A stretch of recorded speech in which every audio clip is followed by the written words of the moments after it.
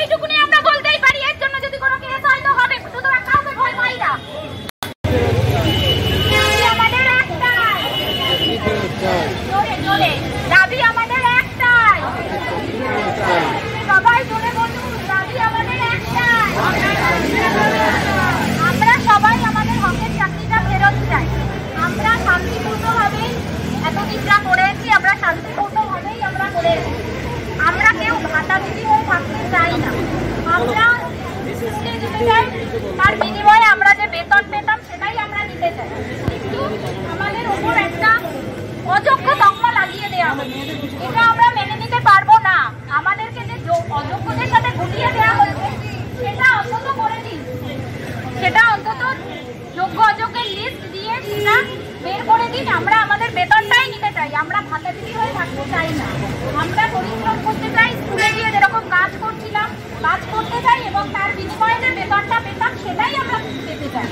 এই কথাটা এত স্পষ্টভাবে আমরা বারবার বলার চেষ্টা করছি, এই স্পষ্ট কথাটা বুঝতেই পারছে না। এই স্পষ্ট বার্তাটা আমরা বারবার মিডিয়ার মাধ্যমে তাদের দেবদেশা দিয়ে বোঝানোর চেষ্টা করেছি, কিন্তু কি জানি বুঝতেই পারছে না। এত মাথা মোটা, সবাই বুঝতে পারছে যে আমরা যোগ্য শিক্ষা করি, আমরা স্কুলে যেতে চাই, সপদে সবেতনে বহাল থাকতে চাই।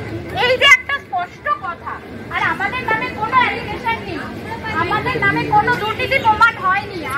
আমরা যোগ্যতার মাধ্যমে, যোগ্যতার ভিত্তিতে আমরা চাকরি পেয়েছি সবাই। তাই আমাদের সেই যোগ্যতার দিয়েই আমাদের বিচার করে আমাদের চাকরিটা যেখানে আমরা ছিলাম সেখানে ফিরিয়ে দিন, এটাই আপনাদের কাছে অনুরোধ করা হচ্ছে। আমরা শান্তিপূর্ণ আবেদনের মাধ্যমেই আপনাদের বোঝানোর চেষ্টা করি, সেটা মেনে নিলে আমাদের জীবনটা বেঁচে যাবে। 7 বছর পর, 10 বছর পর বলুন তো কে পরীক্ষা দিতে পারে? 10 বছর আগের জীবন আর এখনকার জীবন কি কারোর এক আছে? কারণ নিশ্চয়ই এক নেই। এই 10 বছর আগে আমাদের আমরা যে পড়াশোনা করতাম, এখন সবাই যে যার কাজে, যে যার সংসার নিয়ে ব্যস্ত, বাড়িতে মা বাবা সন্তান, তাদের না পড়াশোনা করবো। আর এই মানসিক চাপ নিয়ে পড়াশোনা করে আমরা পরীক্ষা দিচ্ছি না যখন, আর কেন দেবো? এই পদের যোগ্যতার পরীক্ষা দিয়ে আমরা এই চাকরিটা পেয়েছি, সুতরাং আমরা কোনো পরীক্ষা দেবো না, আমরা কোনো পরীক্ষা দিতে চাই না। আমরা আমাদের যে চাকরি ছিল সেখানে আমাদের সব পদে সব বেতনে ফিরিয়ে দিই, এটাই আপনাদের কাছে অনুরোধ, বড় ধরে অনুরোধ করছি। কিন্তু অনুরোধ করতে করতে একটা সময় তো সহ্যের বাঁধ ভেঙে যাবে না? ধৈর্যের বাঁধ কতদিন থাকে? 2 মাস ধরে আমরা যোগ্য হয়ে পথে ঘাটে ঘুরে বেড়াচ্ছি, বেতন পাচ্ছি না, কত সহ্য করা যায়? বাড়িতে সবার অসুস্থ, একটা আর্নিং, আর আমাদের আর্নিংটাও তো জানেন আপনারা, কত ইনকাম, এই ইনকামের মধ্যে আমরা চলছি, তার মধ্যে সেই বেতনটা বন্ধ। আমরা ভাতাজীবী হয়ে থাকতে চাই না, আমাদের স্কুলে ফিরিয়ে দিন, আমরা পরিশ্রম করেই বেতন দিতে চাই। এই স্পষ্ট কথাটা কেন আপনারা বুঝতে পারছেন না? আপনাদের কাছে অনুরোধ যে এটা আপনারা দেখুন, এটা না হলে এরপরে জানি না কি হবে। ধৈর্যের বাঁধ সবার ভেঙে যাচ্ছে তো? হ্যাঁ, ধৈর্যের বাঁধ ভেঙে যাচ্ছে, কত সহ্য করা যায়? এখন যারা বলছে যে এই করো না ওই করো না, তাদের যদি চাকরিটা চলে যায় অর্থের দুর্নীতির কারণে, তাহলে তারা মেনে নেবে তো? বাড়িতে বসে থাকবে তো? আমি সমস্ত স্তরের লোকদের আহ্বান জানাচ্ছি যে আপনারা অনেকে নানা রকম কটূক্তি করেন, দেখি যে যোগ্যদের নিয়ে করবেন না, খুব খারাপ লাগে এটা দেখতে। আপনাদেরও বোঝা উচিত, আপনাদের যদি 10 বছর আগে যে সরকারি চাকরি করতেন হয়তো দুর্নীতি হয়েছে, সেই দুর্নীতির কারণে যদি আপনাদের চাকরিটা চলে যায় তাহলে আপনারা মেনে নেবেন না? নিশ্চয়ই আপনাদেরকে যদি বেতন বন্ধ হয়ে যায়, আপনাদের যদি বেতন বন্ধ হয়ে যায় তাহলে মেনে নেবেন?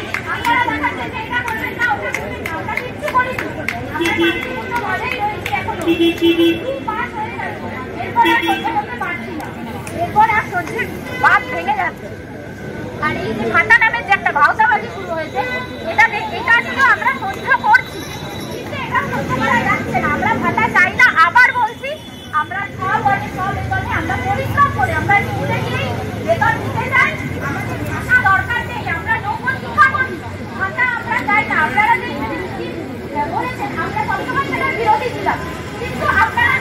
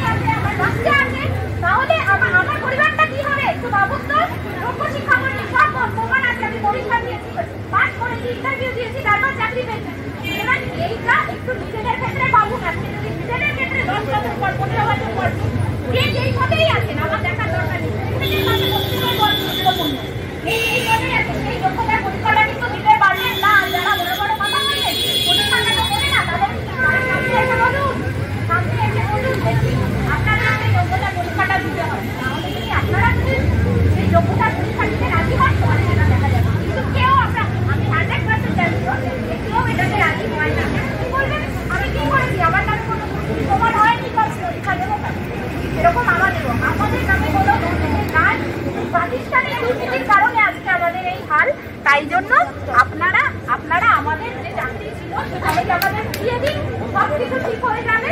আপনাদের কাছে সেই ক্ষমতা আছে, আপনারা পারবেন।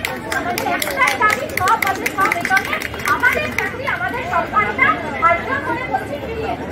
এখানে বলছি কারণ এটা শিক্ষা দপ্তর, আমরা এডুকেশন ডিপার্টমেন্টের আন্ডারে কাজ করি, তাই আমাদের এখানেই দাবিটা জানাতে হবে। থেকেও বলে থাকি এখানে এখানেই আগে আমাদের জানাতে হবে, তাই আমরা এখানেই জানাতে